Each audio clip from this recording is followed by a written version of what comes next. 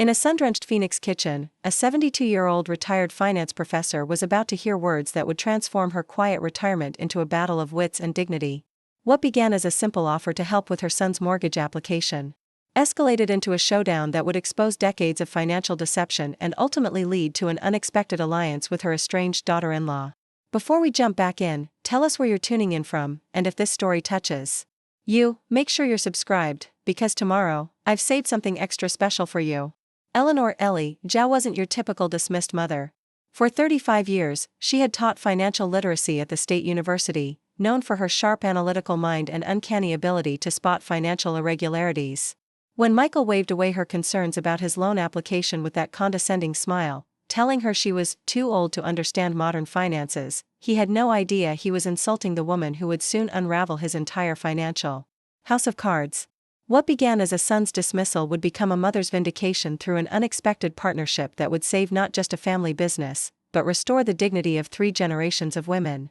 Before we continue with this remarkable story, tell us where you're watching from in the comments below. If this story of resilience speaks to you, make sure you're subscribed because tomorrow's video reveals how another family overcame an even more impossible situation. The loan application paperwork sat on Ellie's kitchen island like a time bomb, its corporate logo gleaming under the Arizona sunlight streaming through the skylights. Eleanor Zhao had seen Michael's expression shift when she'd asked innocent questions about the interest rates. Watched him check his watch and tap his designer shoes against her tile floor, the same nervous habit he'd had since childhood when he was hiding something. She'd retreated to her study, the converted bedroom that housed her collection of financial textbooks and economic journals. Now 3 hours later, she could hear Michael on a business call in her kitchen, his voice carrying the artificial confidence she recognized from years of watching students bluff their way through presentations they hadn't prepared for. "Mom," Michael's voice cut through her thoughts as he appeared in her doorway, "I need to take off. Just sign that recommendation letter for the bank, would you? They need character references for the business loan." Ellie looked up from the financial journal she'd been pretending to read. At 72, she'd learned to recognize when people were trying to rush her into decisions. The particular urgency in Michael's tone triggered the same alarm bells she'd developed over decades of reviewing suspicious investment portfolios. "I'd like to read through everything first, honey. Maybe we could go over the business plan together? I might have some insights." Michael's face tightened, the corners of his mouth pulling down in the expression she'd seen too often since her retirement 3 years ago. After Richard's sudden death, Michael had stepped in to help with her finances, gradually taking control of decisions while excluding her from conversations. "Mom, no offense, but banking has changed a lot since you retired. The digital economy operates differently now. You wouldn't really understand the algorithms and metrics they're using." Ellie felt the familiar knot form in her stomach, the one that had been growing since she'd moved closer to Michael's family last year. She'd thought she was helping then, providing childcare for her grandchildren while Michael and Sophia built their real estate business. But each family dinner, each conversation had gradually transformed her from respected matriarch to out-of-touch burden. "I taught financial theory for 35 years, Michael. The packaging may change, but the fundamentals, that's exactly it."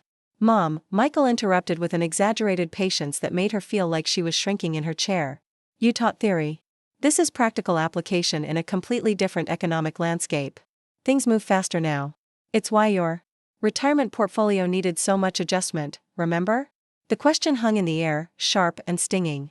Ellie remembered all too well how Michael had convinced her to liquidate her carefully constructed portfolio after Richard's death, moving her assets into what he called more appropriate vehicles for someone your age. She'd trusted him because that's what mothers did, believe in their children's expertise in their chosen fields.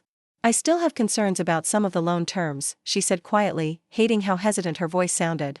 Michael sighed dramatically, checking his Rolex, the one he'd bought after their first successful year in real estate. "Mom, we've been over this.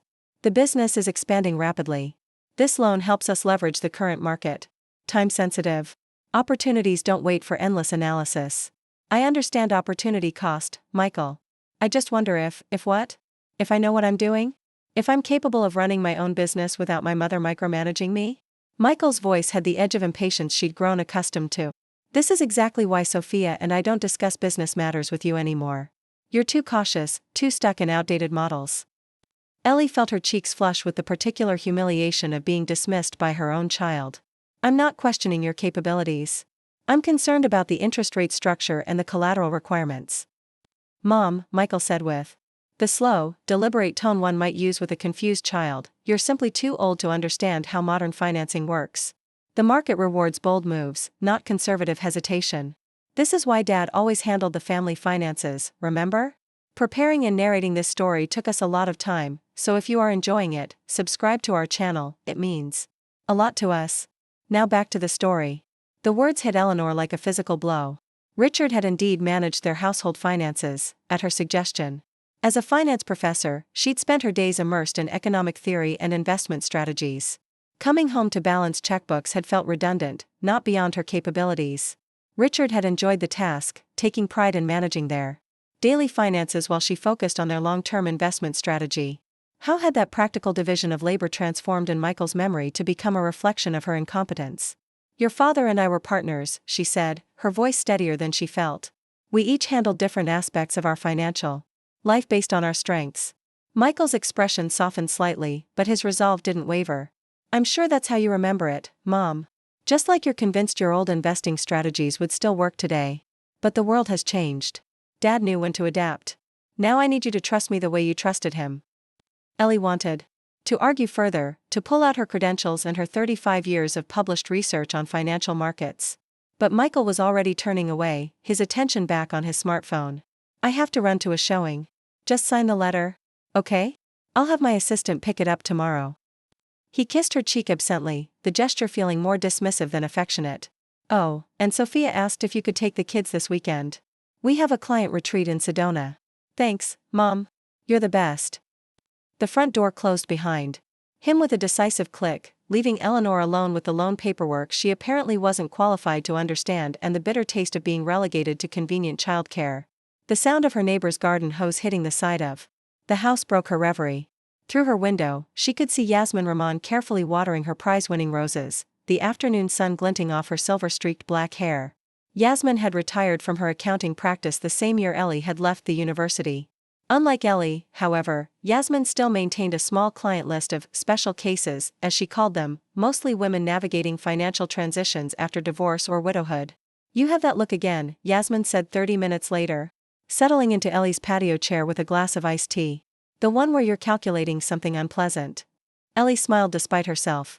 In the year since she'd moved to this upscale Phoenix suburb, Yasmin had become more than a neighbor, she'd become the friend Ellie hadn't realized she desperately needed. Michael needs me to sign a recommendation letter for a business loan, she said, watching a hummingbird dart among Yasmin's carefully transported roses. And? Yasmin prompted, her dark eyes sharp with the attention to detail that had made her a formidable accountant. And he told me I'm too old to understand modern finances when I asked questions about the terms. Yasmin's expression darkened. That boy needs a reminder about who taught him to balance his first checkbook. Ellie sighed, the weight of Michael's dismissal settling heavily on her shoulders. It's not just today. It's been building since Richard died. First, he helped with my investment portfolio, then he simplified my banking, and now. She gestured helplessly. Now I'm apparently too senile to understand a basic loan application. Have you seen their financial statements? Yasmin asked, the accountant in her immediately focusing on the documentation. The business records? No. Michael says they handle everything digitally now. That I wouldn't understand their systems. Yasmin set down her glass with a decisive clink. Eleanor Zhao, you have a PhD in financial economics. You literally wrote a textbook on investment strategy that my firm used to give to new clients. This isn't about your understanding, it's about Michael's control. The words hit with the force of truth Ellie had been avoiding. He's my son, Yas. I want to believe he's looking out for my best interests. And maybe he thinks he is, Yasmin said, her voice gentler now. But there's a difference between helping an aging parent and systematically undermining their confidence and autonomy. Eleanor felt tears threatening and blinked them back rapidly. She'd cried enough in the first year after Richard's death, she refused to start again now. What would you suggest I do? Challenge my own son about his business practices? Accuse him of taking advantage of me? Yasmin was quiet for a long moment, her expression thoughtful. Information, Ellie. Start with information. You taught your students to make decisions based on complete data, not emotional appeals or vague assurances. Michael won't share their financial records with me. There are other ways to access information, Yasmin said carefully. Especially for someone with your professional background and connections. Eleanor felt a flicker of her old professional curiosity stir beneath the maternal guilt and uncertainty. What exactly are you suggesting? I'm suggesting you remember who you are, Yasmin said firmly. Dr. Eleanor Zhao, the woman who could identify a financial house of cards from a mile away. The professor who taught hundreds of today's financial advisors and investment bankers. The expert witness who testified in 3 major fraud cases. That was before Michael convinced you that retirement meant surrendering your expertise? Before he began treating your concerns as confusion? Yasmin leaned forward, her eyes intense. Ellie, what would you tell one of your students if they came to you with this situation? If they told you their child was making major financial decisions for them while refusing to provide complete information? Eleanor knew the answer immediately. She'd had variations of this conversation with concerned students about their aging parents, with colleagues worried about their spouse's secretive financial dealings. I'd tell them to verify everything independently, she said slowly. To trust but confirm. Exactly. Yasmin sat back, satisfied. So why aren't you following your own expert advice? The question hung between them as the Arizona sunset painted Ellie's patio in shades of golden amber. Why indeed? After Yasmin left, Eleanor sat alone in her study, surrounded by the financial journals and textbooks that represented a lifetime of expertise now dismissed as irrelevant. On her desk sat the framed photo of her receiving the university's Distinguished Faculty Award, Richard beaming proudly beside her. What would he think of how easily she'd surrendered her financial autonomy in the wake of his death? Her computer hummed softly in the corner, the high-powered machine she'd insisted on despite Michael's suggestion that she only needed something simple for email and Facebook. With sudden resolve, Eleanor moved to her desk and opened her browser. The corporate records website for the state of Arizona welcomed her like an old friend. How many times had she guided students through these databases, teaching them to look beyond flashy investment prospectuses to the underlying corporate structures? She typed in Phoenix Sunrise Properties LLC, the name of Michael and Sophia's real estate business, and began her search. What she found in the next 3 hours made her blood run cold. Phoenix Sunrise Properties was just the public-facing shell of a complex network of LLCs and holding companies. Behind the gleaming website and social media success stories lay a labyrinth of interconnected entities, most formed within the last 18 months. Several shared registered agents with investment companies she didn't recognize, companies with vague, optimistic names like Future Growth Holdings and Prosperity Partners International. Eleanor pulled out a legal pad and began mapping the corporate structure, her professor's methodical mind kicking into high gear. By midnight, she had filled 3 pages with a sprawling organizational chart that raised more questions than it answered. Why did her son need 17 different limited liability companies for a local real estate business? Why were properties being transferred between these entities at rapidly escalating valuations? And most concerning, why was her name listed as a managing member on 3 companies she'd never heard of? Her phone buzzed with a text message, breaking her concentration. Don't forget, taking the kids at 8 a.m. tomorrow. Sophia will drop them off. Don't feed them too much sugar. Thanks. Eleanor stared at Michael's message, the casual reminder of her grandmotherly duties juxtaposed against the troubling financial web she was uncovering. She loved Cameron and Lily with all her heart, her grandchildren were the primary reason. She'd moved to Phoenix after Richard's death. But now she wondered if her childcare role served another purpose for Michael and Sophia, keeping her busy and distracted while they used her financial reputation for purposes she didn't yet understand. She texted back a simple, of course. Looking forward to it. Then she turned back to her computer, opening the state's UCC filing system to check for secured loans against the business entities. The results made her sit back in her chair, momentarily stunned. Multiple loans, cross-collateralized against properties whose values appeared to be inflated far beyond market rates. And there, on 3 of the largest loans, was her own electronic signature as personal guarantor. Eleanor had never signed these documents. Never authorized these guarantees. Never even seen these loan agreements. Yet legally, she was now responsible for millions of dollars in business debt for companies she hadn't known existed until tonight. Her hands trembled slightly as she printed key documents, organizing them meticulously in a folder. This wasn't just questionable business practice, this was potential fraud. And her own son appeared to be the architect. The weight of this realization pressed on her chest like a physical burden. What did one do when confronted with evidence that their child, their brilliant, charming son who had always been the family's golden boy, might be engaged in financial deception that put his own mother at risk? Eleanor closed her eyes, fighting against the maternal instinct to protect Michael even from his own actions. The finance professor in her knew exactly what steps should come next. The mother in her recoiled from the potential consequences. Her phone buzzed again. Unknown number. Dr. Zhao? This is Natalie Chen. We met at Richard's funeral. I was Sophia's best friend. Can we meet tomorrow? There's something you need to know about the business. Something important. Please don't tell Michael I called. Eleanor stared at the message, a strange calm settling over her. The universe, it seemed, had made the decision for her. Yes, she typed back. After the children are picked up. 4 p.m. My house. She set down her phone and looked again at the organizational chart she'd created, the visual representation of her son's deception. Then her gaze moved to the family photo on her desk, Michael as a teenager, grinning between her and Richard. His future stretching bright and limitless before him. Oh, Michael, she whispered to the empty room. What have you done? In the quiet of her study, surrounded by evidence of financial manipulation she couldn't ignore, Eleanor Zhao made a decision that would change everything. She would not be the confused old woman Michael believed her to be. She would not sign papers without understanding their implications. She would not allow her financial reputation, built over decades of ethical practice and rigorous scholarship, to become a tool in whatever scheme her son was orchestrating.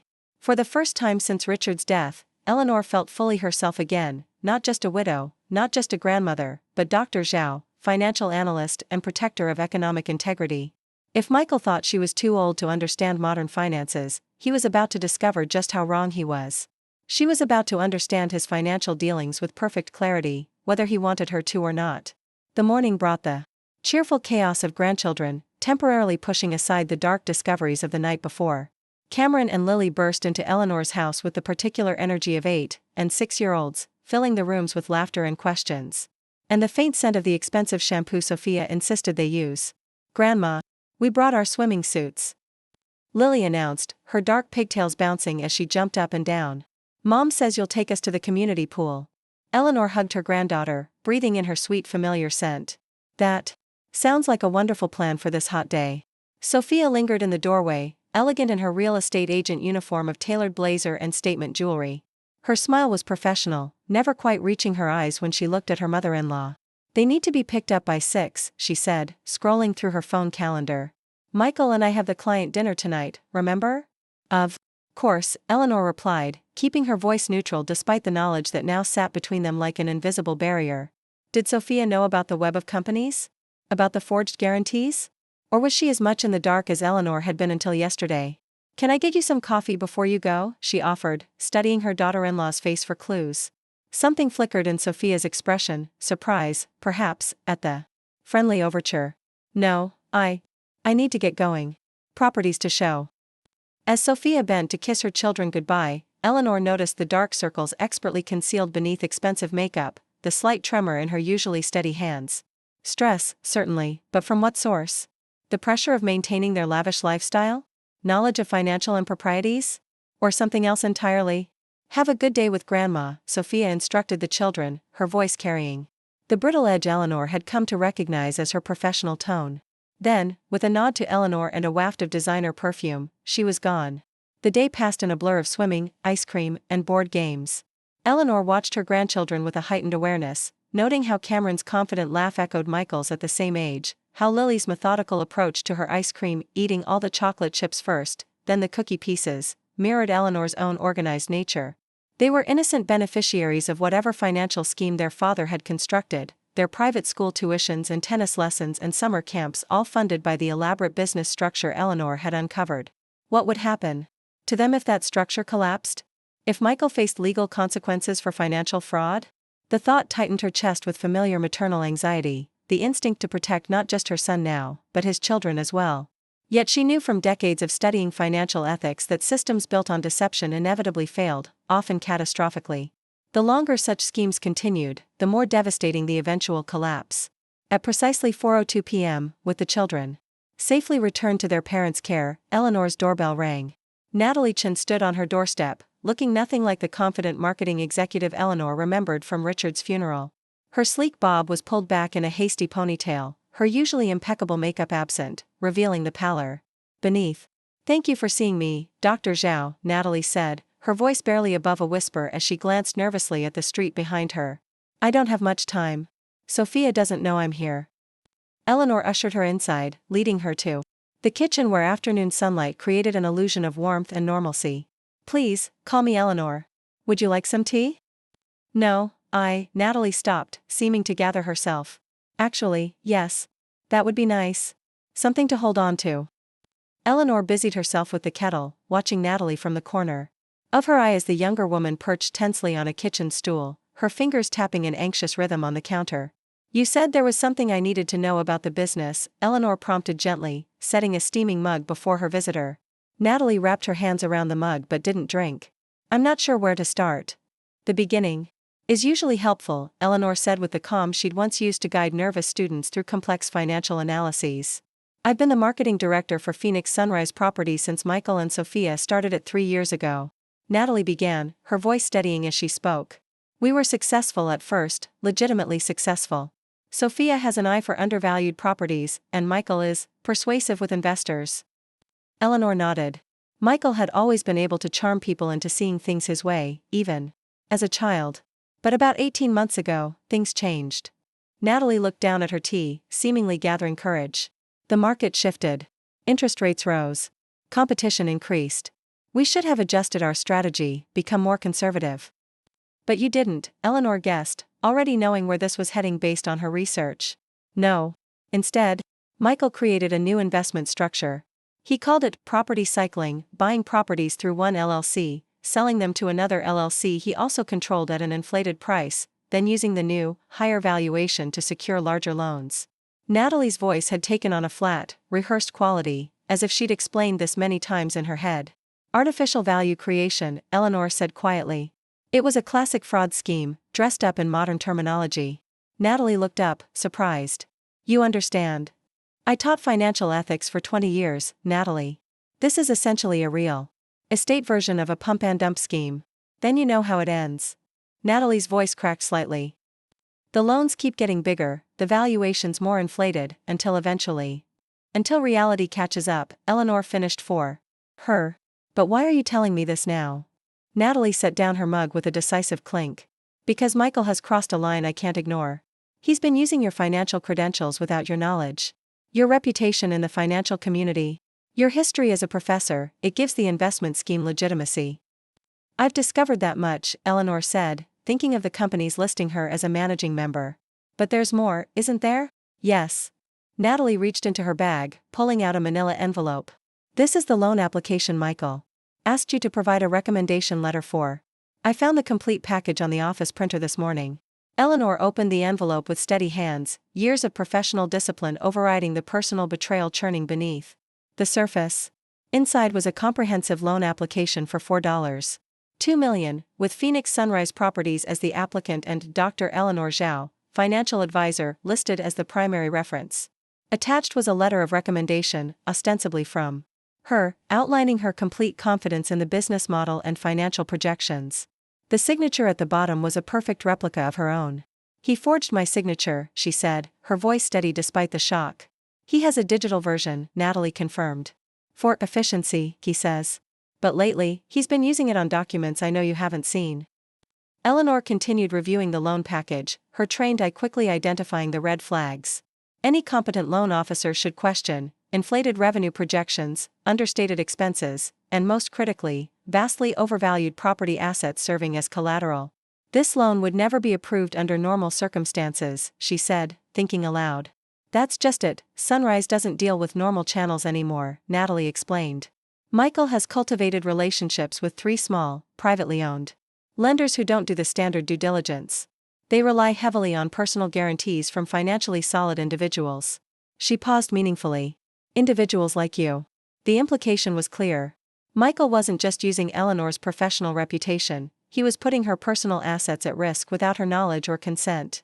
Why are you showing me this? Eleanor asked, though she suspected she knew the answer. You've been part of this business from the beginning. Natalie's eyes filled with tears that she blinked away rapidly. Because Sophia doesn't know the extent of it. Because I've been making excuses for too long. Because. She took a deep breath. Because your son threatened to implicate me when I questioned the new loan strategy last week. Eleanor absorbed this information with a calm detachment. She'd developed over decades of analyzing financial crises. And what do you want from me? I don't want anything, Natalie said quickly. I'm leaving the company, leaving Phoenix altogether. I've already accepted a position in Portland. But before I go, I needed to warn you. She hesitated, then added softly, and Sophia. She trusts Michael completely. She has no idea what he's been doing with the financials. Eleanor thought of Sophia's trembling hands that morning, the dark circles under her eyes.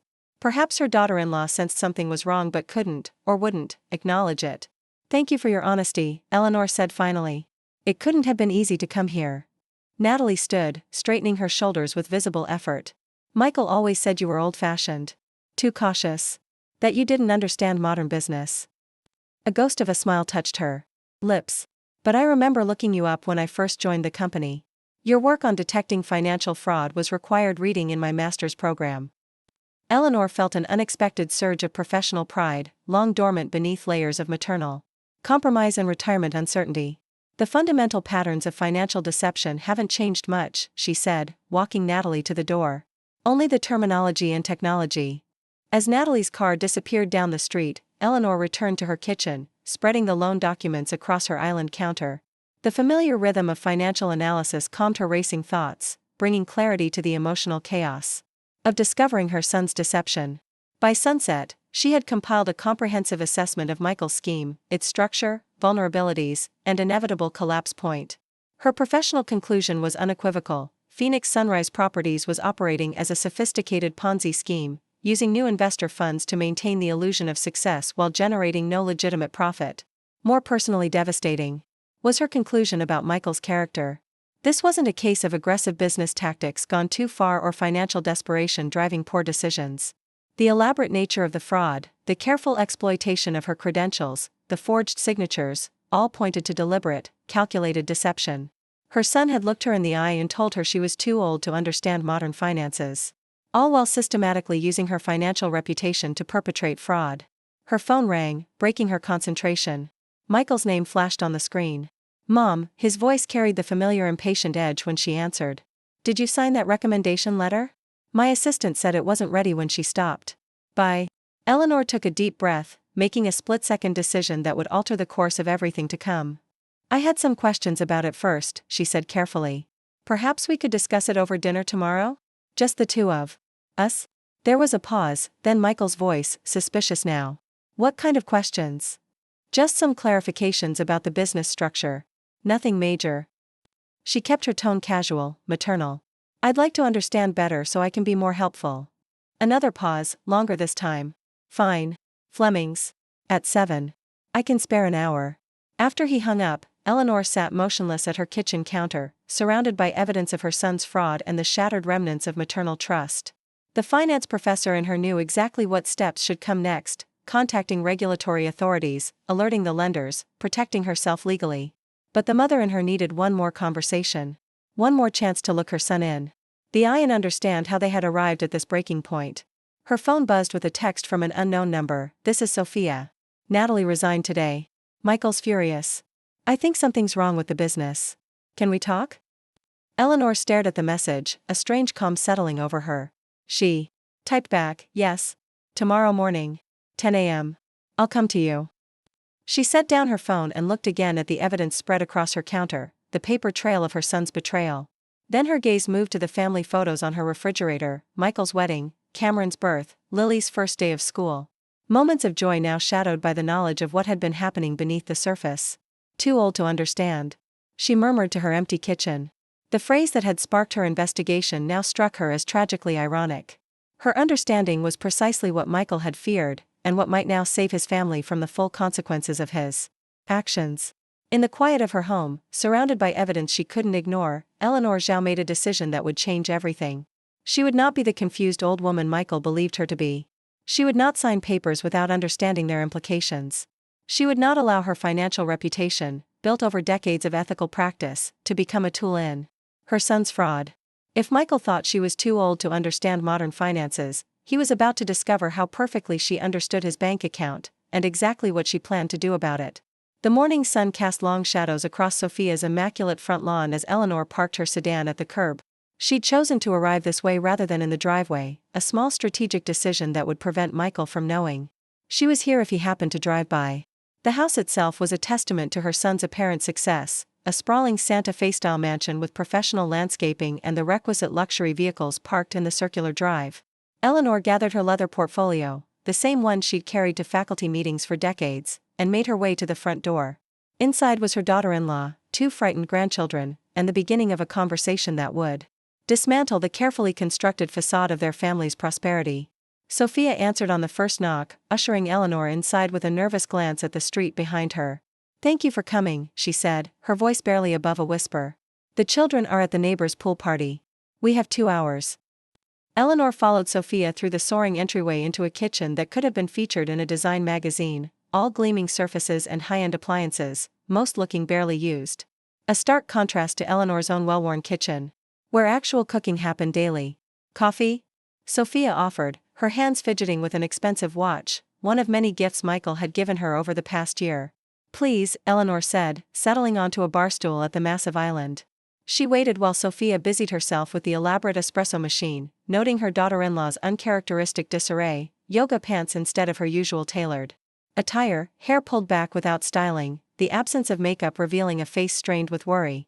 When Sophia finally sat across from her, hands wrapped around her own cup, Eleanor spoke gently but directly. "Tell me what you know." The question hung between them, heavy with implication.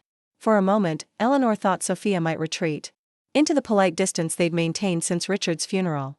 Instead, her daughter-in-law's carefully constructed composure crumbled. "I think Michael's done something terrible," Sophia whispered, tears filling her eyes. "But I don't know what exactly. He won't let me see the company financials anymore. Says I should focus on sales and client relationships, that the back office is too complicated and would just stress me out." Eleanor nodded, recognizing the same dismissive pattern Michael had used with her. "When did this change?" "About a year ago. After we expanded into the luxury market." Sophia wiped away a tear, visibly struggling to maintain control. "At first, everything seemed amazing. Suddenly we could afford private schools, the club membership, this house. Michael said it was because we'd reached a critical mass in the business. And you believed him." "Why wouldn't I? Real estate was booming. We were closing deals every week." Sophia's voice hardened slightly. "I'm not naive, Eleanor. I have a business degree. I know how to read a profit and loss statement. But Michael created this complex corporate structure with multiple entities, said it was for tax optimization. He handles all the banking, all the accounting. And Natalie's resignation triggered your concerns?" Sophia looked up sharply. "She told you she was leaving?" "She came to see me yesterday," Eleanor confirmed, deciding that complete honesty was the only path forward. "She brought some documents I found concerning." "What kind of documents?" Sophia's voice was barely audible. Eleanor opened her portfolio and carefully laid out key papers she'd organized the night before: corporate filings, loan documents, property transfers with inexplicable value increases. "This is what I've pieced together so far," she said, her professor's voice emerging naturally as she explained the circular property scheme, the inflated valuations, the loans secured against phantom equity. Sophia stared at the documents, her marketing director's eye quickly grasping the visual representation of financial fraud that Eleanor had constructed. Her face drained of color. "These properties," she said, pointing to a list of addresses, "I never showed these. Never listed them. I thought they were part of the investment portfolio Michael was developing with private clients." "In a manner of speaking, they were," Eleanor said carefully. "But the clients appear to be other LLCs that Michael controls. He's essentially selling properties to himself at escalating prices to create the illusion of appreciation, then using that artificial equity to secure larger loans." Sophia's hand flew to her mouth. "That's illegal." "Yes," Eleanor confirmed. "Simply, it's fraud." "And these companies with your name, did you know about them?" "No." Eleanor kept her voice steady despite the anger that still simmered beneath her professional exterior.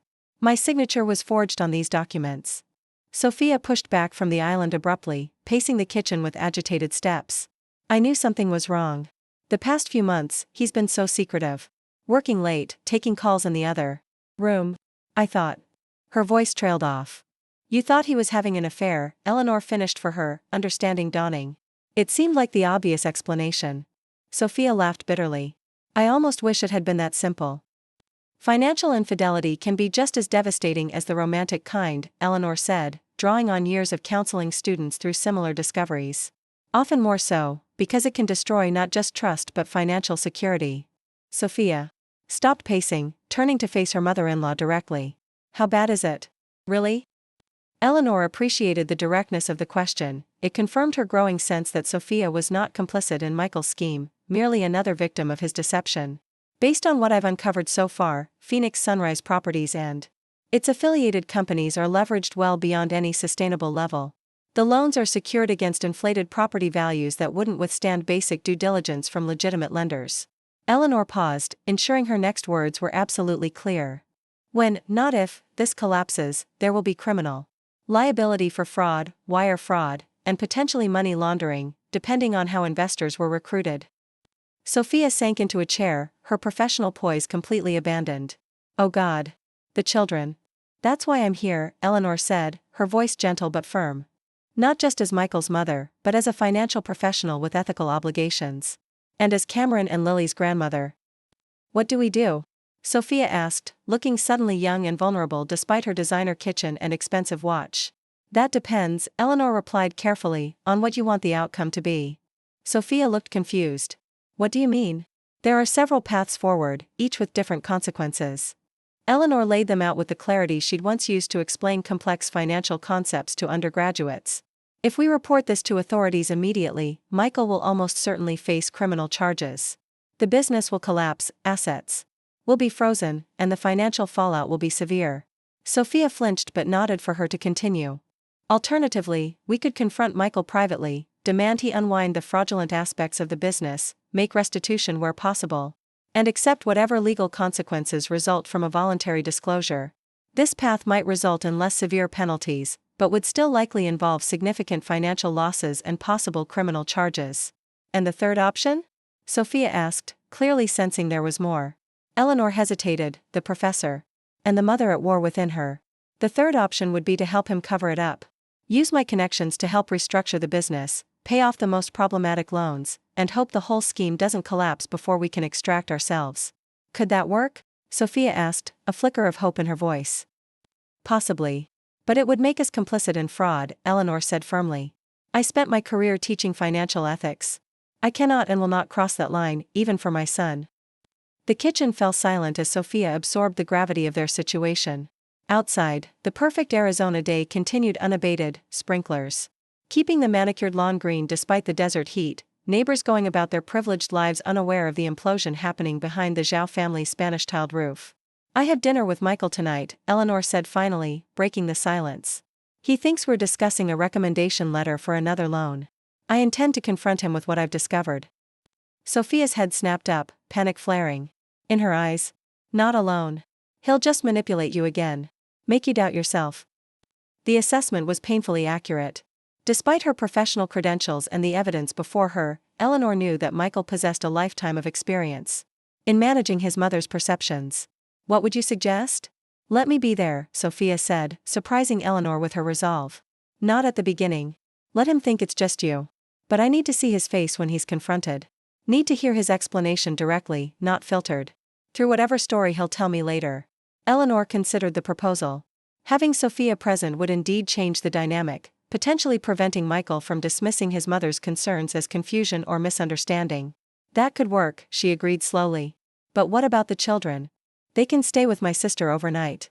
I'll say we have a business dinner. Sophia's expression hardened with new determination. Which, in a way, we do. As they finalized the details of their plan, Eleanor observed a transformation in her daughter-in-law, from the polished, somewhat distant woman who had always kept Eleanor at arm's length to a fierce protector preparing to fight for her children's future. There's something else you should know, Sophia said as she walked Eleanor to the door. The country club membership, the private schools, this house, it's all leveraged. We don't own anything outright. If this collapses, you'll lose everything, Eleanor finished for her, understanding the implication. Yes. Sophia's voice was steady now, the initial shock giving way to pragmatic assessment. But that's just things. I can rebuild from nothing if I have to. What I can't recover is years lost with my children if their father goes to prison. The statement hung between them, articulating the human stakes beyond balance sheets and legal consequences. Eleanor reached out impulsively and squeezed Sophia's hand, their first genuine moment of connection since Richard's death. We'll find a way through this, she promised, though she wasn't entirely sure how. Eleanor spent the afternoon in her study, preparing for the confrontation with Michael as meticulously as she'd once prepared for testimony in financial fraud cases. She organized her evidence, anticipated his likely defenses, and rehearsed how To redirect if he attempted to dismiss her concerns as confusion or misunderstanding. The stakes had never been higher, not just her own financial security, but Sophia's future, her grandchildren's stability, and ultimately, her son's freedom. At precisely 6:45 p.m., Eleanor arrived at Fleming's Steakhouse, deliberately early to secure the booth at the back that would provide the privacy they needed while allowing Sophia to join them without being immediately visible from the entrance. She wore her professor outfit, a tailored blazer over a silk blouse, her one concession to power dressing that had served her well during decades of faculty meetings and congressional testimony. Michael arrived at 7:10, not bothering to apologize for his lateness as he slid into the booth across from her. He looked exactly as he always did, confident in his tailored suit, Rolex gleaming at his wrist, the picture of successful entrepreneurship. "I ordered you a scotch," Eleanor said, gesturing to the drink waiting for him. Surprise flickered across his face. "Thanks, Mom. That's thoughtful." She smiled, allowing him to believe this was a peace offering rather than a strategic decision to put him at ease. "How was your day?" "Busy. Multiple showings, 2 offers to write up, and all the usual management headaches." Michael took a long sip of his scotch, visibly relaxing as the alcohol and the seemingly normal conversation worked their magic. "Did you bring the recommendation letter?" "Not exactly," Eleanor said carefully, maintaining a neutral tone. "I had some questions first." Michael's posture shifted subtly, almost imperceptibly if she hadn't been watching for it, shoulders tensing, jaw tightening. "What kind of questions?" "About Phoenix Sunrise Properties. And Future Growth Holdings. And Prosperity Partners International." She named the companies deliberately, watching recognition and then alarm flicker across his face. "Those are just investment vehicles," he said dismissively, recovering quickly. "Standard corporate structuring for tax purposes. Nothing you need to worry about." "Except that I am worried, Michael. Especially about the 3 entities where I'm listed as a managing member without my knowledge or consent." The color drained from Michael's face, but he recovered quickly, shifting to the patronizing tone she'd grown to recognize as his defense mechanism. "Mom, I was going to discuss those with you. They're just holding companies for some investment properties. I used your name for continuity planning purposes, estate considerations, really. It's all quite routine." "Forgery is never routine, Michael." Eleanor kept her voice quiet but firm as she opened her portfolio and placed the first document before him, a loan application with her forged signature. "Neither is financial fraud." Michael stared at the document, then at his mother, clearly recalculating his approach. "Where did you get this?" he demanded, his voice low and dangerous. "That's not important," Eleanor replied calmly. "What matters is that I have it, along with comprehensive documentation of the property cycling scheme you've been operating through these multiple entities." "Property cycling is a legitimate investment strategy," Michael insisted, but his confident facade was cracking. "You're misinterpreting standard business practices because you're not familiar with modern real estate development." "I'm perfectly familiar with circular fraud schemes, regardless of what modern terminology you've applied to them."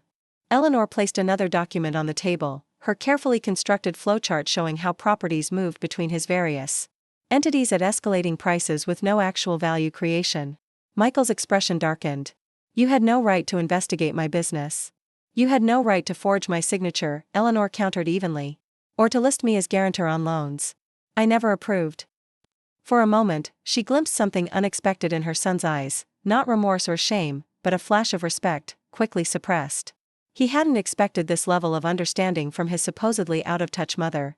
"These are complex business matters that you're oversimplifying," he tried again, reaching for the scotch with a hand that trembled slightly. "There are investor agreements and development plans you're not seeing." "Then show them to me," Eleanor challenged. "Open your books completely. Let me see these legitimate business activities you claim I'm misunderstanding." Michael laughed. But there was no humor in it.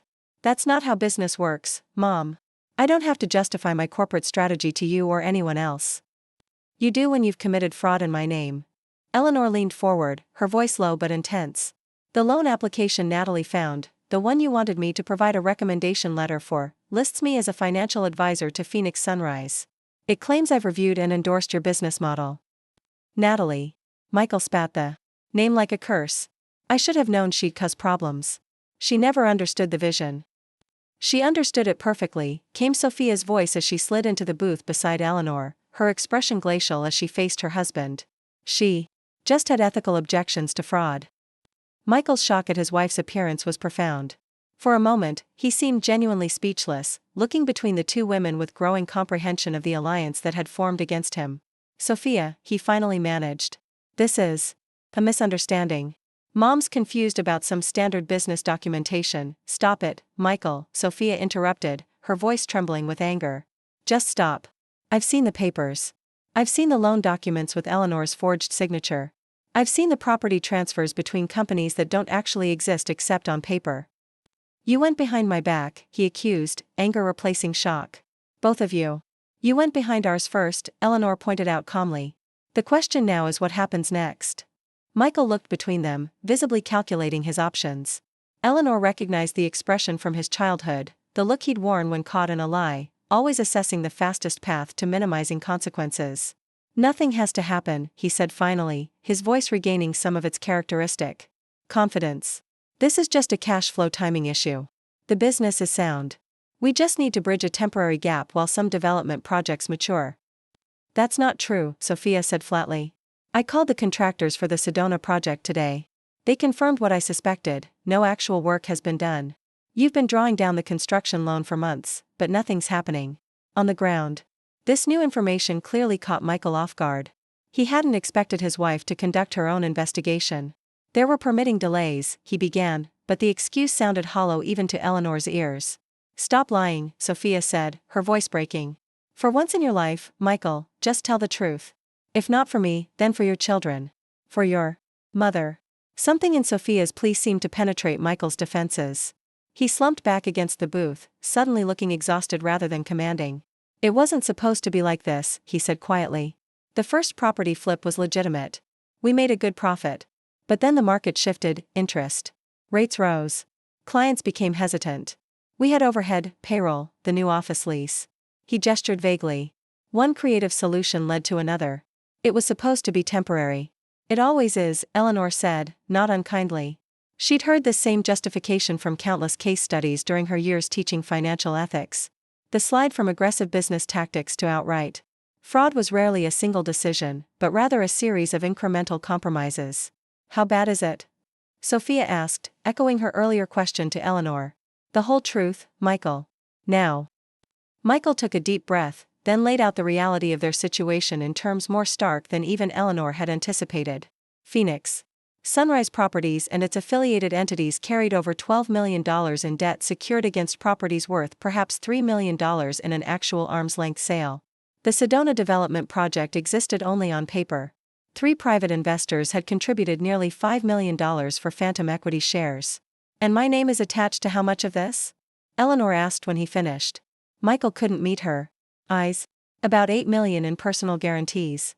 The figure was staggering, far more than Eleanor's entire lifetime of careful saving and investing. If these loans defaulted, she would lose everything, her home, her retirement accounts. Potentially even her modest pension. That's why you needed my recommendation letter, she realized aloud. The lenders are getting nervous. They want reassurance. Michael nodded, the admission clearly painful. Meridian Capital is threatening to call their loan. If they do, the whole structure collapses. Which would expose the fraud, Eleanor concluded. How much time do we have? We? Michael looked up, confusion mixing with the first flicker of hope. You're not turning me in? That depends entirely on what happens next, Eleanor said carefully. I cannot and will not be party to continuing fraud.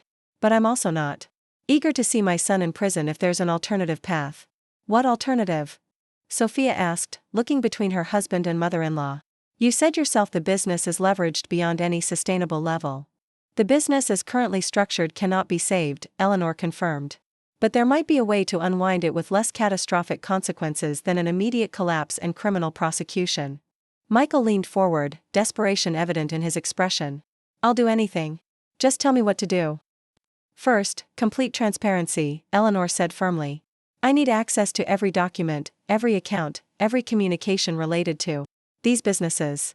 No more hiding, no more manipulation. Done, Michael agreed quickly. What else? Tomorrow morning, we meet with Yasmin Rahman. Your neighbor? Michael looked confused. Why? Because she's also a forensic accountant who specializes in financial restructuring, Eleanor explained.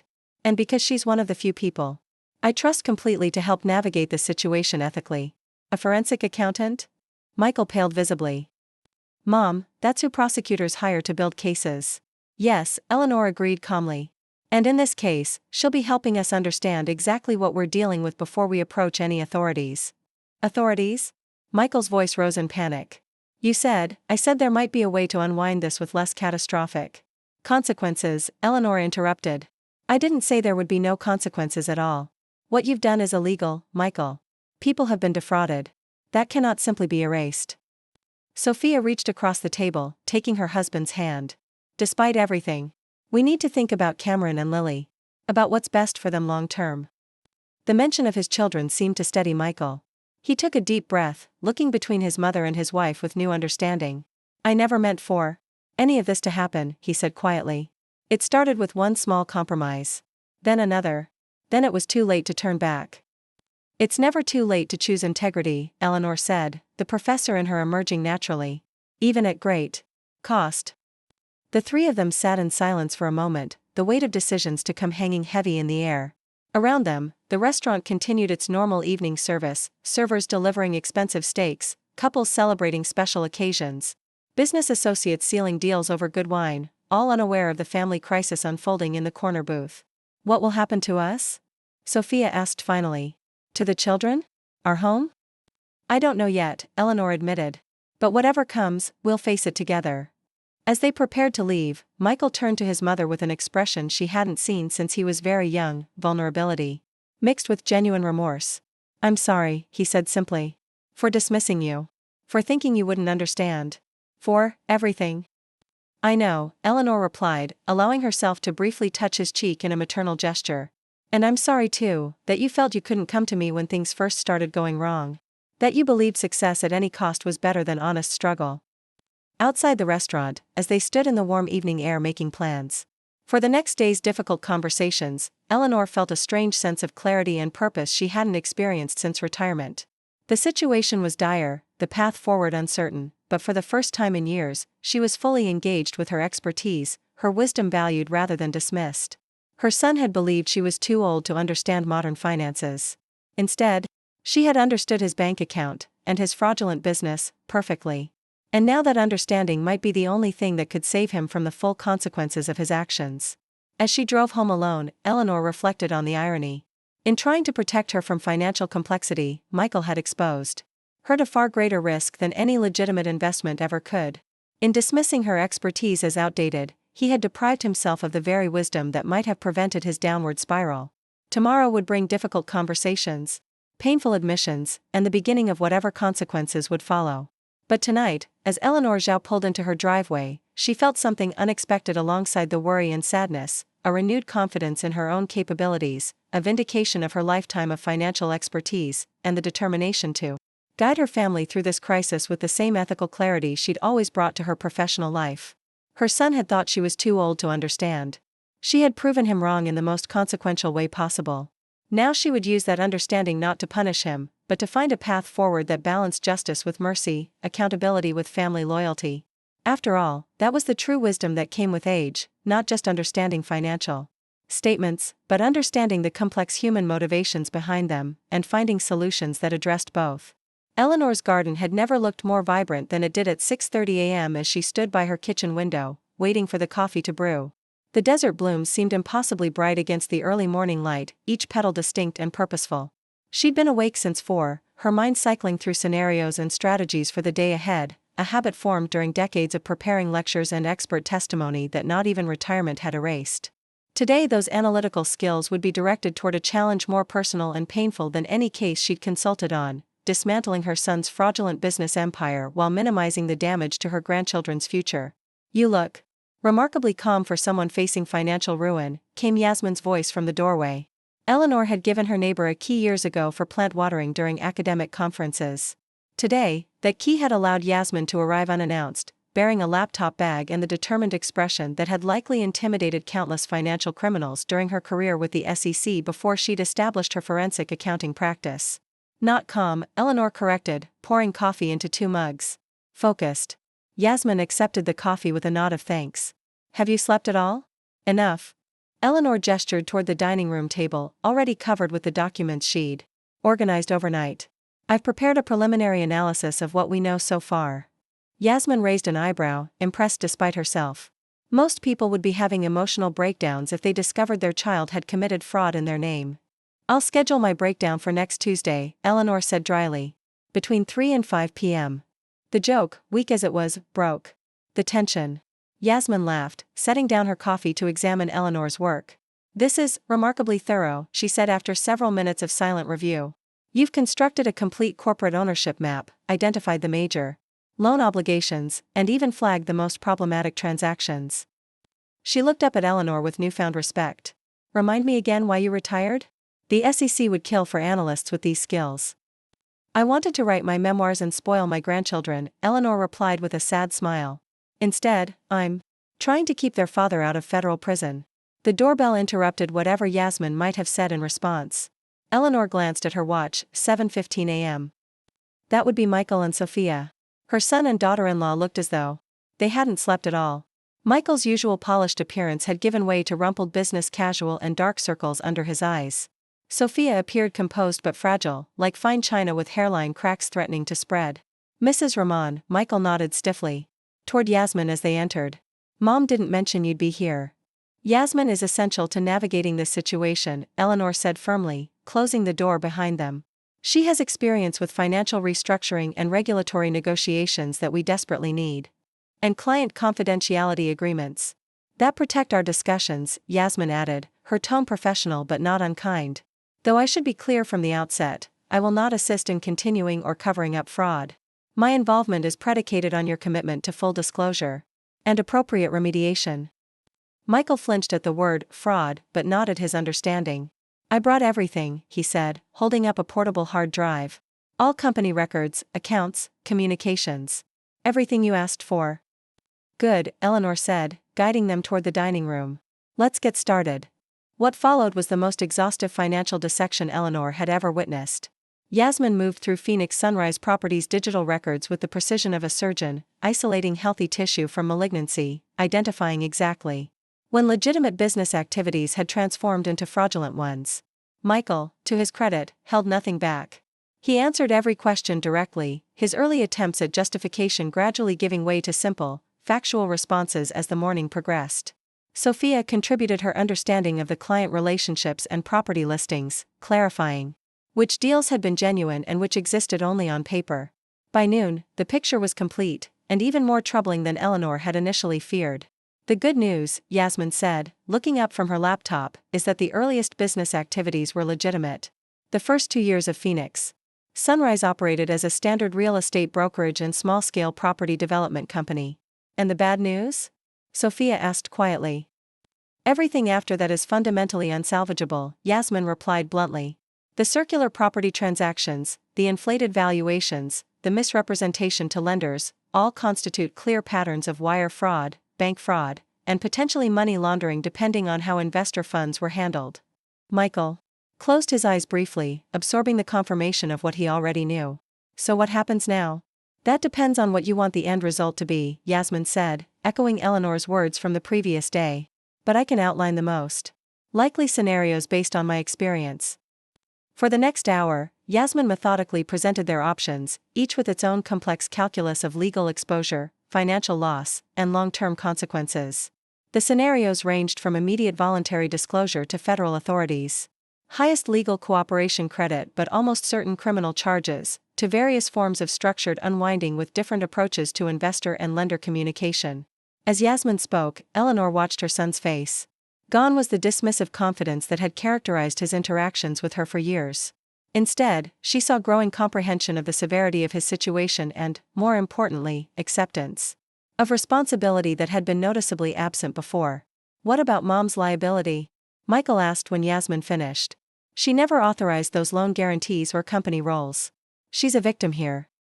The question surprised Eleanor. It was the first time Michael had prioritized her welfare over his own since this crisis began.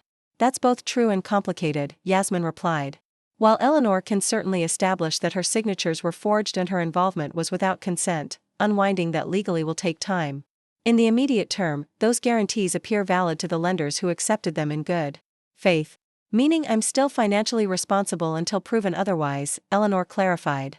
Yes, Yasmin confirmed. Which is why time is of the essence in addressing this situation. The longer these obligations remain outstanding, the greater the risk to your personal assets. What would you recommend? Sophia asked, reaching for Michael's hand across the table, a gesture of solidarity that Eleanor found unexpectedly moving given the circumstances. Yasmin considered the question carefully before responding. Based on my experience, a hybrid approach offers the best balance of damage control and appropriate accountability. She outlined a strategy involving immediate cessation of all fraudulent activities, selective voluntary disclosure to key lenders and investors, and a structured liquidation of salvageable assets to maximize recovery value. This won't eliminate legal exposure, she cautioned. But it demonstrates good faith efforts to minimize harm and could significantly impact how prosecutors view the case if criminal charges are ultimately filed. If, Michael seized on the word, is there a scenario where they wouldn't be? Yasmin's expression remained neutral. Prosecution decisions involve many factors: extent of loss, level of cooperation, resources available to prosecutors. I can't promise any particular outcome. But I can say that how you handle the situation from this point forward will significantly impact whatever consequences follow. A heavy silence fell over the dining room as the reality of their situation settled in. Outside, Eleanor could hear her neighbor's sprinkler system activating, the mundane sound of suburban life continuing while their family crisis unfolded behind closed doors. I'd like a moment alone with Michael, Eleanor said suddenly, surprising even herself with the request. Sophia and Yasmin exchanged glances but nodded, moving toward the kitchen to give mother and son privacy. When they were alone, Eleanor studied her son's face, the boy she'd raised now visible beneath the man's facade of success that had crumbled so completely in the past 24 hours. Why, Michael? She asked softly. Not how it happened, we've covered that. But why you felt you needed to create this illusion in the first place. Why success at any cost became so important that you were willing to risk everything, including your freedom. Michael stared at his hands, unable to meet her gaze. When he finally spoke, his voice carried the vulnerability she remembered from his childhood. I wanted to be exceptional, he said quietly. Dad was brilliant, everyone respected his scientific mind. You were this renowned professor with books and speaking engagements. And I was just ordinary. The admission struck Eleanor with unexpected force. Richard had been a gifted research scientist, his work in biochemistry earning international recognition. She had built her own academic reputation through decades of rigorous scholarship. Had they somehow communicated to their son that ordinary success wasn't enough? The real estate business was doing fine, Michael continued. We were making a good living. But it wasn't impressive. Wasn't exceptional. Then I found this approach. That seemed like a shortcut to the kind of success that would make you both proud. He laughed bitterly. Instead, I've created a disaster that would horrify Dad if he were still here. Your father would be disappointed in your choices, Eleanor agreed gently. But he would never stop loving you or believing in your capacity to make things right. How can I possibly make this right? Michael gestured toward the dining room table covered with evidence of his fraud.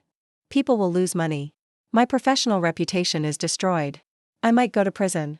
Making things right doesn't mean erasing consequences, Eleanor said, drawing on wisdom she'd often shared with struggling students. It means facing them with integrity and doing everything in your power to minimize the harm to others. It means valuing truth over appearance. Michael was quiet for a long moment, absorbing her words. I've been so terrible to you, he said. Finally. Dismissive. Condescending. All while using your reputation to commit fraud. Yes, Eleanor agreed simply. You have. And yet you're still trying to help me. I'm trying to help this family, Eleanor corrected. You, Sophia, the children. My financial reputation. There's a difference between enabling bad behavior and working toward the least damaging resolution of a crisis. Michael nodded slowly. I understand. And I'm ready to do whatever Yasmin recommends. Full cooperation, complete transparency. Good, Eleanor said, rising from her chair. Because the most important meeting is still ahead of us. What meeting? With the Meridian Capital loan officer who's threatening to call their loan, Eleanor replied. Yasmin's assistant is scheduling it for this afternoon. Michael looked alarmed. But we're not ready. We don't have a complete plan yet. We have something more important, Eleanor said with quiet confidence. We have the truth. And a commitment to finding the most ethical path forward. Sometimes that's enough to create breathing room for a more comprehensive solution. When Sophia and Yasmin rejoined them, the atmosphere had shifted subtly. Some essential understanding had passed between mother and son, not forgiveness exactly. but a foundation for rebuilding trust that had been missing before. "I've been thinking," Sophia said as they reviewed Yasmin's preliminary recommendations, "about what happens after all this. Assuming Michael doesn't go to prison immediately, we'll need to rebuild from scratch. The house, the cars, the lifestyle, it's all built on fraud. None of it is real." "Not all of it," Eleanor countered thoughtfully. "Your client relationships are real. Your skill in identifying undervalued properties is real. The fundamental business concept could work without the fraudulent enhancement." "You think we could start over?" Michael asked, surprise evident in his voice. "After everything?" "Not as Phoenix Sunrise," Yasmin interjected firmly. "That entity is irredeemably tainted. But eventually, with appropriate disclosure and compliance measures, a new, legitimate business might be possible." With scaled-back expectations, Eleanor added pointedly. "Focused on sustainable growth rather than artificial acceleration." The conversation continued, gradually shifting from crisis management to longer-term considerations. Eleanor observed the subtle changes in her son's demeanor as they talked, the desperate edge softening, the defensive posture relaxing as he engaged with the reality of their situation rather than trying to evade it. By early afternoon, they had constructed a preliminary plan, beginning with the critical meeting at Meridian Capital and continuing through a carefully sequenced approach to unwinding the fraudulent aspects of the business while preserving whatever legitimate value remained. As Michael and Sophia prepared to leave, gathering the materials they would need for the bank meeting, Eleanor was struck by how different her son appeared from the dismissive entrepreneur who had told her she was too old to understand just days earlier. "Mom," Michael said hesitantly as they stood by the door. Would you come with us to the meeting? Not just for your financial expertise, but because he faltered, then continued with visible effort. Because I trust your judgment more than my own right now." The request represented a profound shift, not just in their immediate crisis management, but in their fundamental relationship. For years, Michael had positioned himself as the financial authority, relegating his professor mother to the role of outdated academic. Now he was explicitly acknowledging the value of her experience and ethical grounding. "Of course," Eleanor said simply. As they walked toward their respective cars, Yasmin pulled Eleanor aside for a private word. "This doesn't end today," she cautioned. "Even with the best possible outcome at Meridian, there's a long road ahead, potential criminal charges, civil litigation, financial rebuilding." "I know," Eleanor replied, watching Michael help Sophia into their car with a gentleness that had been absent in their interactions before. "But something important has already changed. His recognition of the fraud?" "His recognition of value beyond appearance," Eleanor corrected. "It's a start."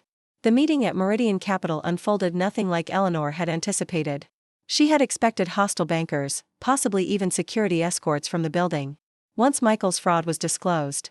Instead, they were ushered into a conference room where a single loan officer awaited them, Diane Matsuda, a woman perhaps 10 years younger than Eleanor herself, with the watchful eyes of someone who had seen every possible financial scheme during her banking career. "Dr. Zhao," Diane said, rising to shake Eleanor's hand. "I was a student in your financial ethics seminar at the Extension School 20 years ago. Your case study on the moral hazard of derivative speculation fundamentally changed how I approach lending decisions." The unexpected connection momentarily threw Eleanor off balance. "I'm pleased my teaching had such impact," she managed, acutely aware of the irony given their current situation. "When I saw your name as guarantor on these loans, something felt off," Diane continued, gesturing for them to sit. "It didn't align with the principles you taught. So I flagged the file for enhanced review." Michael paled visibly, but Eleanor felt a surge of something like pride. Her teaching had created ripples she'd never anticipated, including, apparently, a banker with enough ethical sensitivity to question loan documents that looked perfectly proper on their face. "Your instincts were correct," Eleanor said calmly. "Which is why we've requested this meeting. There are significant issues with these loans that we need to disclose." Over the next hour, with Yasmin's guidance, they laid out the situation with complete transparency: the fraudulent property transfers, the inflated valuations, Eleanor's forged signatures, and most importantly, their commitment to unwinding the scheme in a way that would minimize losses to all parties. When they finished, Diane was silent for a long moment, her expression unreadable. Then she turned to Michael. "Do you understand that I'm required to file a suspicious activity report based on what you've just disclosed? That this will trigger regulatory investigation and potential criminal referral?" "Yes," Michael replied, his voice steady despite the gravity of the question. "We understand." Diane nodded, then continued with professional detachment. Then let's discuss how to proceed in a way that protects the bank's interests while allowing for an orderly resolution rather than an immediate collapse. What followed was a masterclass in financial crisis management. Diane, drawing on her own experience with troubled loans, worked with Yasmin to outline a structured approach that would give them 60 days to implement their unwinding strategy before Meridian would take more aggressive action. This doesn't eliminate your liability, she cautioned as the meeting concluded. But it provides a framework for minimizing further damage while you address the underlying issues. As they gathered their materials to leave, Diane asked Eleanor to remain behind for a moment. When the others had stepped out, the banker spoke with unexpected warmth. I remembered your lectures about second chances, she said quietly. About how financial ethics isn't just about avoiding wrongdoing, but about creating pathways to redemption when mistakes are made. It influenced my approach today. Eleanor felt tears threatening for the first time since this crisis began. I never knew if those concepts really reached my students, she admitted. They did, Diane assured her. At least with me. She hesitated, then added, I can't promise how this will ultimately resolve. But I will say that voluntary disclosure counts for a great deal in how these situations are handled by regulators. In the bank's parking lot, the afternoon sun beat down with the particular intensity of a Phoenix summer. Eleanor stood beside her car, watching Michael and Sophia in quiet conversation beside their vehicle, their body language more unified than she'd seen in years. That went better than expected, Yasmin observed, joining Eleanor by her sedan. Because of you, Eleanor replied. Your expertise made this possible. Yasmin shook her head. No, because of you. Your reputation, your former student, your ethical framework that she still carries with her 2 decades later. She smiled slightly. Your son thought you were too old to understand modern finance. Instead, your old-fashioned ethical principles just created the space for a potential resolution. As they prepared to separate, Yasmin to her office to draft formal documents for their unwinding strategy, Michael and Sophia to begin the painful process of explaining to key clients what was happening, Eleanor felt a strange sense of peace. Beneath the ongoing concern, the worst was still ahead, potential criminal charges, certain financial losses, the painful process of rebuilding from ruins of their own making. Yet something valuable had already been salvaged from this disaster. Truth had replaced deception, accountability had replaced denial, and most importantly, genuine connection had begun to replace the artificial distance that had characterized their family relationships for too long. That evening, as Eleanor sat in her garden watching the desert sunset paint the sky in impossible colors, her phone buzzed with a text from Michael. Can the kids stay with you tomorrow while Sophia and I meet with the investors? They've been asking for their grandmother. The simple request carried layers of meaning beyond its practical purpose. Michael was acknowledging her role not as convenient childcare but as an essential source of stability for his children during this family crisis. He was recognizing her value beyond her financial credentials or potential usefulness to his business scheme. Of course, she replied. I'd love to have them. As the sun disappeared behind the mountains, Eleanor reflected on the strange journey of the past few days. Her son had dismissed her as too old to understand modern finances. In response, she had understood his bank accounts and his fraudulent business with perfect clarity. But more importantly, she had offered him something his modern approach had been missing all along, the timeless wisdom that integrity matters more than appearance, that genuine connection outweighs artificial success, and that it's never too late to choose a different path. The road ahead would be difficult, the consequences painful. But they would face them together, not as the fractured family they had become, but as the connected one they were rediscovering beneath the debris of Michael's collapsed financial house of cards. Eleanor Zhao, dismissed as an outdated academic, had proven to be the family's most valuable asset, not for her financial guarantees, but for her unshakable moral compass when they needed it most. The following morning dawned with unexpected brightness, as if the universe itself approved of their movement toward truth. Eleanor had risen early to prepare for her grandchildren's visit, mixing pancake batter and setting out art supplies for the project she knew would provide comforting routine amid their family's upheaval. The doorbell rang at precisely 8 o'clock. She opened it to find not just Cameron and Lily, but Michael and Sophia as well, all 4 standing on her doorstep with expressions ranging from nervousness to determination. We'd like to talk to the children together, Sophia explained as they entered. About what's happening with the business. We thought having you here would help. The request touched Eleanor deeply. After years of being excluded from significant family discussions, she was now being invited into the most difficult one of all.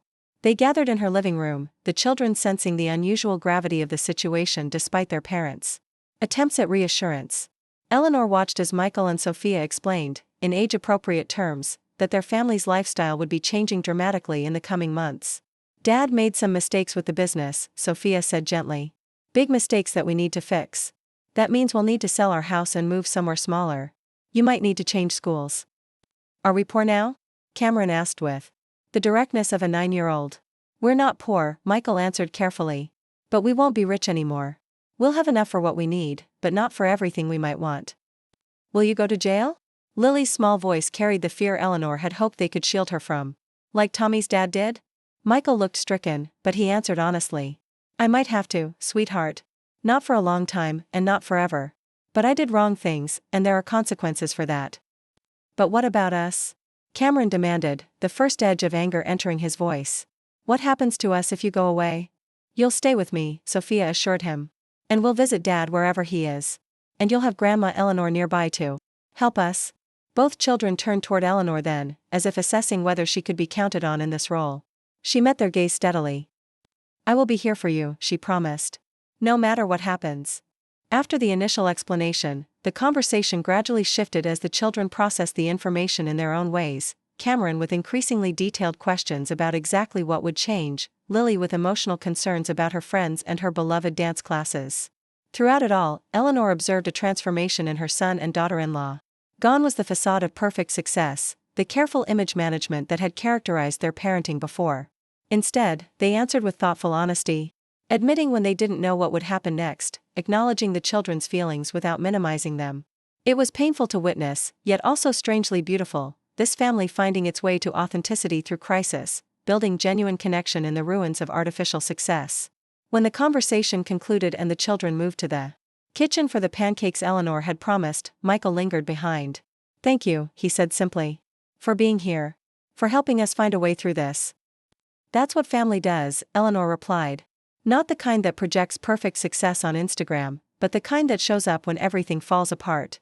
Michael nodded, understanding the gentle rebuke in her words. I'm learning that difference, he acknowledged. Too late, perhaps, but I'm learning. As he joined his family in the kitchen, Eleanor remained in the living room a moment longer, taking in the sound of her grandchildren's laughter mixing with the adult conversation. There was pain ahead, legal consequences, financial restructuring, the difficult process of rebuilding from scratch. But there was also this, a family finding its way back to what mattered, prioritizing truth over appearance, connection over image. Her son had believed she was too old to understand modern finances. Instead, she had understood something far more valuable, that across generations, the fundamental principles of integrity remained unchanged.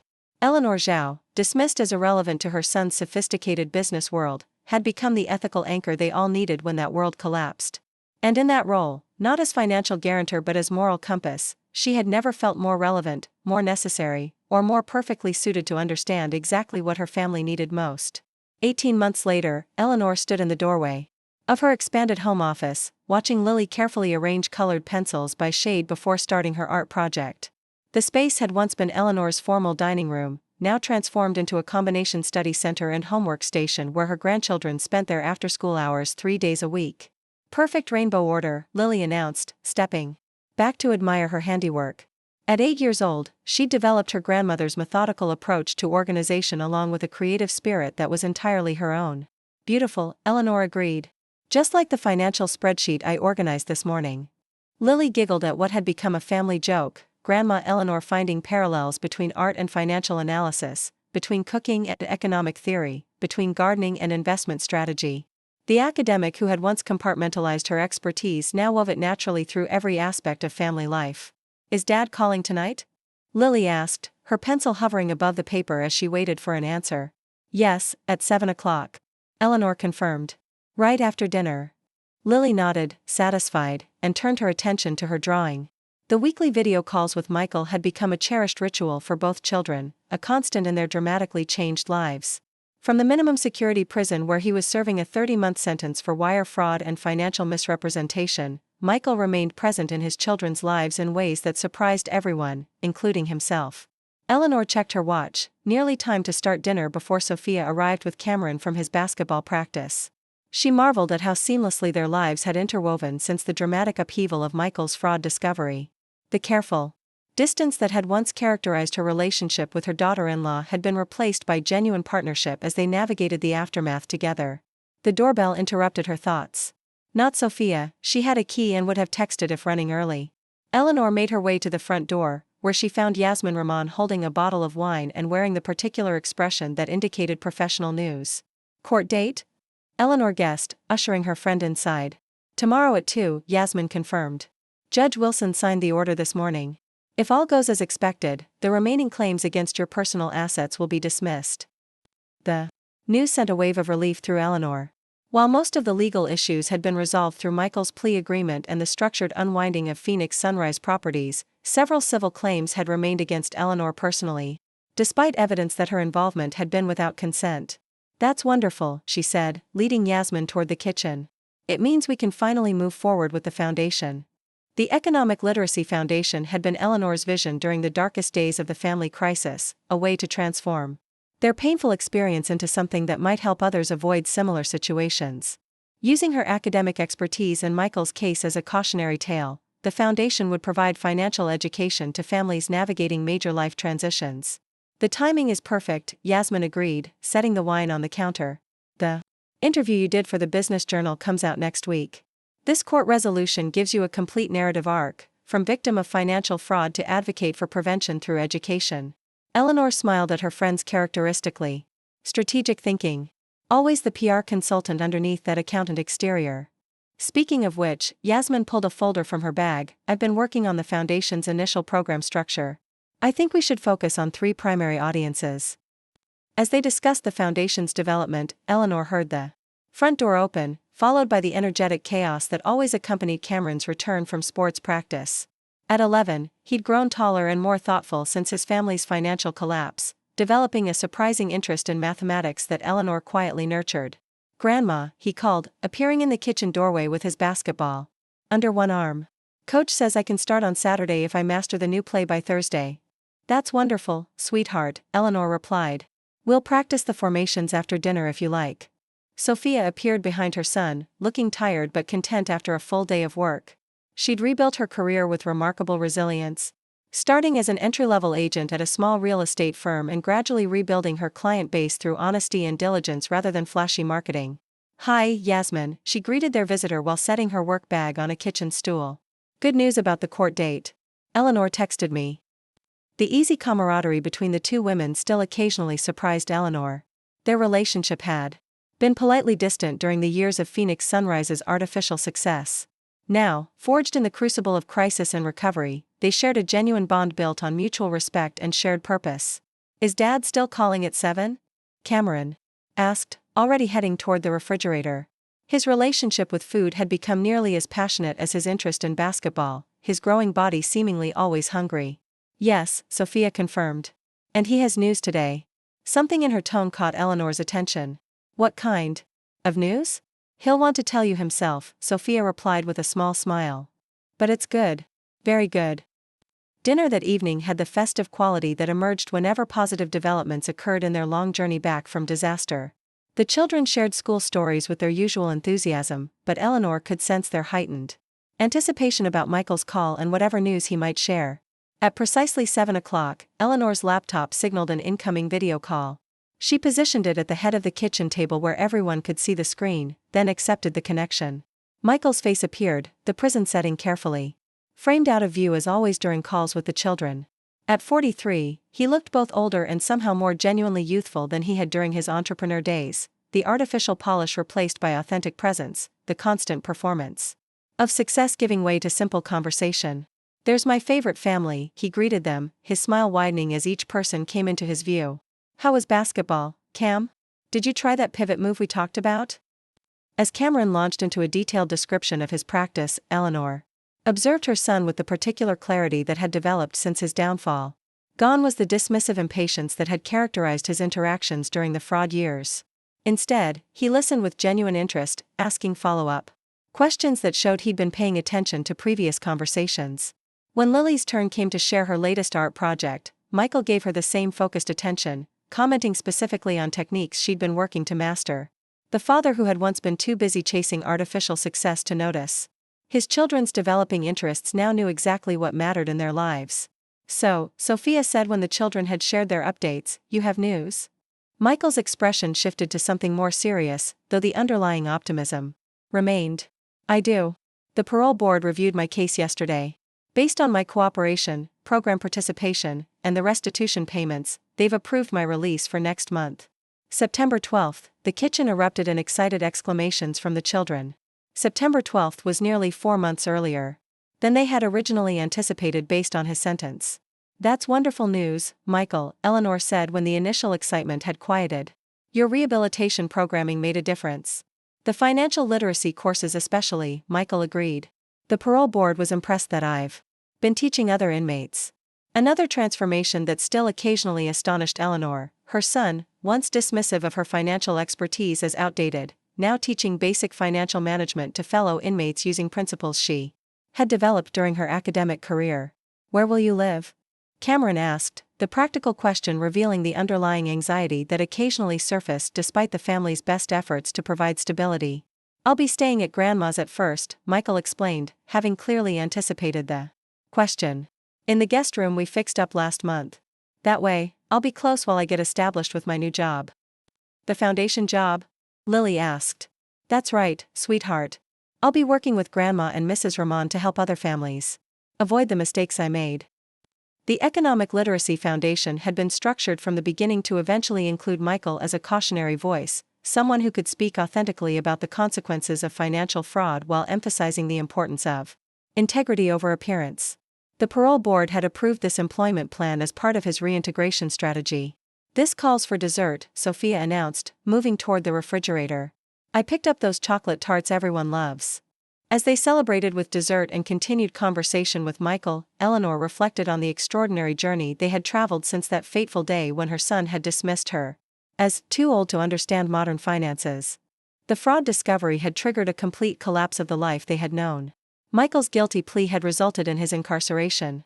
The family had lost their luxury home, their expensive cars, their country club memberships.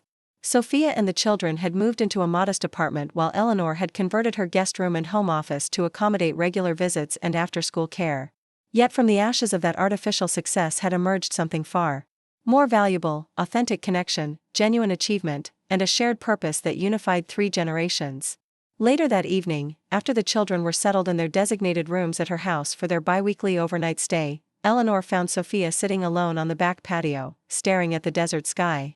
Processing the news? Eleanor asked. Gently, settling into the chair beside her.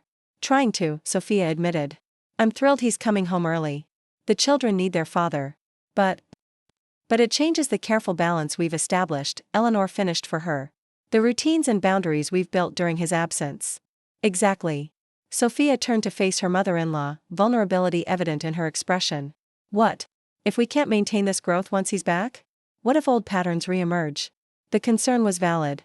Despite Michael's genuine transformation during his incarceration, sustained change would require continued effort and awareness once he returned to the complexities of everyday life. Up next, you've got 2 more standout stories right on your screen. If this one hit the mark, you won't want to pass these up. Just click and check them out. And don't forget to subscribe and turn on the notification bell, so you don't miss any upload from us.